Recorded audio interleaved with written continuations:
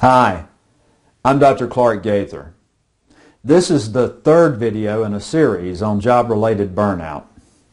In this video, I'll be discussing the scope of job-related burnout and why it matters.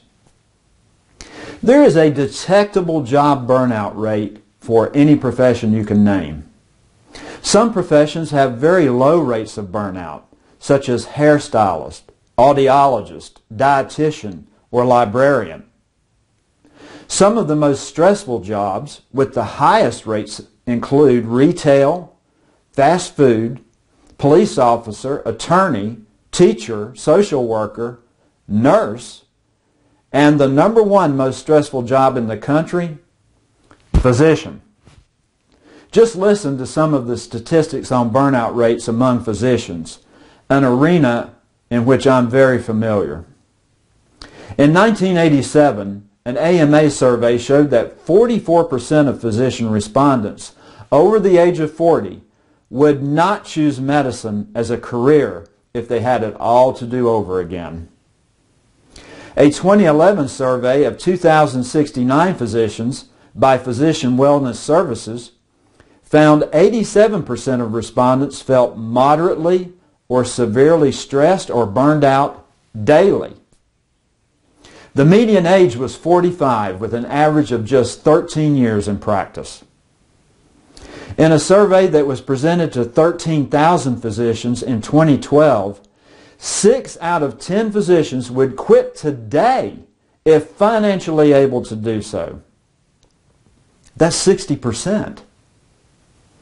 A 2012 study of 7,288 physicians published in the Archives of Internal Medicine revealed that 46% reported at least one symptom of burnout. Burnout rates approach 70% in some specialties. Specialties with higher than average rates of burnout were emergency medicine, family medicine, general internal medicine, and neurology.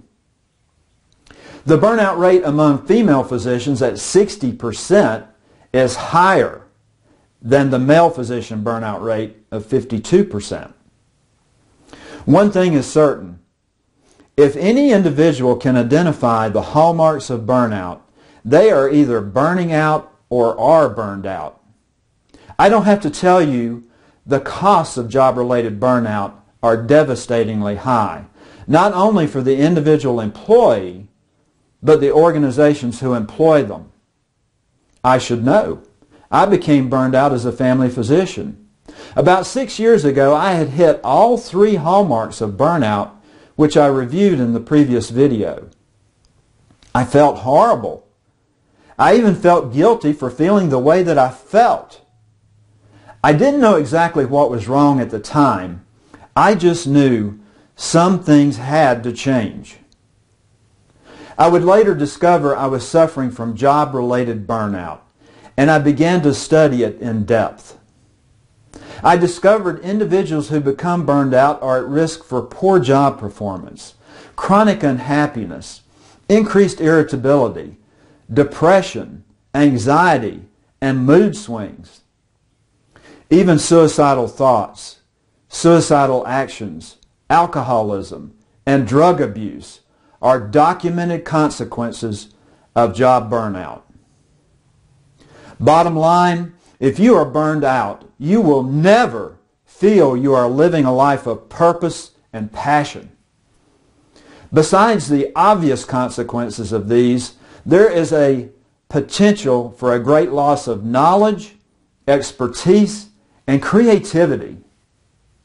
A person's vitality and creative force will be destroyed or stymied by job burnout.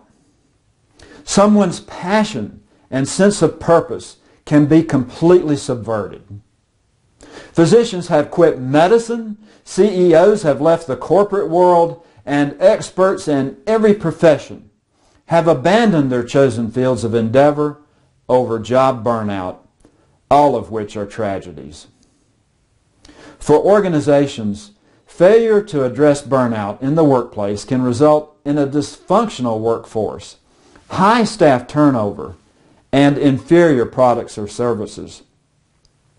The result is a type of internal rot, not to mention the financial devastation this can bring.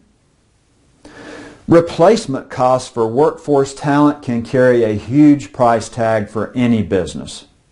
In my profession, medicine, it can cost $100,000 to $1 million just to replace a single physician. The great news about burnout is it's 100% reversible, treatable, and preventable. When I realized I was suffering from job burnout, I made some very simple changes right away, which made all the difference in the way I felt toward myself, my patients, and my profession. I was able to attain the state opposite of burnout, which is engagement. To create a more engaged, productive, and stable workforce, organizations can make some very simple changes to eliminate or prevent the 6 major causes of employee burnout. In the next video in this series, I'll be discussing the 6 job mismatches which can cause employee burnout. And thanks for watching.